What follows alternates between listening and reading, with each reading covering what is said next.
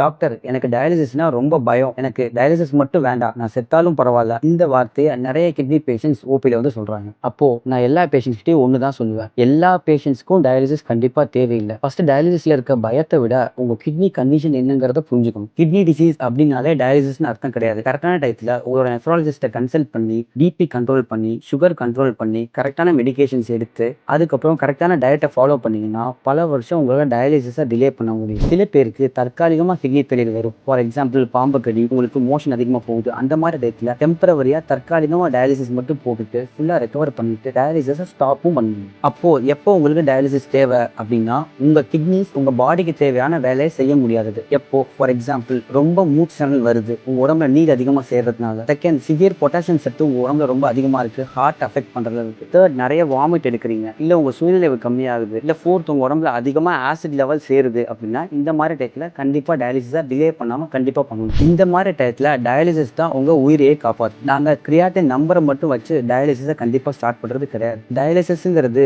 உங்கள் பாடிக்கு உங்கள் கிட்னி சப்போர்ட் கம்மியாக இருக்கும்போது ஒரு ஆல்டர்னேட்டிவாக உங்களுக்கு டெம்பரவரியாக சப்போர்ட் தான் பண்ணும். ஸோ ஃபைனலாக நாங்கள் டயாலிசிஸ் கண்டிப்பாக ஸ்டார்ட் பண்ணியே ஆகணுங்கிற ஆசைப்படுற டாக்டர் கிடையாது. முடிஞ்ச அளவுக்கு உங்களோட ரிமைனிங் கிட்னி ஃபங்க்ஷனை ப்ரிசர்வ் பண்ணுறது தான் எங்களோட கோல். ஆனால் அதையும் தாண்டி டயாலிசிஸ் தேவைப்பட்டுச்சுன்னா கண்டிப்பாக பண்ணி தான் ஆகணும். அதுதான் உங்கள் உயிரை காப்பாற்றும். அதனால் டயாலிசிஸ்னால் பயப்படாதீங்க. அதுக்கு முன்னாடி உங்களோட நெஃப்ராலஜிஸ்ட்டை பார்த்து உங்களோட பிளட் ப்ரெஷர், சுகர், அதுக்கப்புறம் ரெகுலர் மெடிகேஷன்ஸை கரெக்டாக எடுத்துக்கோங்க. இந்த வீடியோவை உங்கள் ஃபேமிலியில் யாராவது கிட்னி பேஷண்ட்ஸ் இருந்தால் அவங்களுக்கு அனுப்புங்க. ஒரு timely nephrology consultation can avoid dialysis for many years.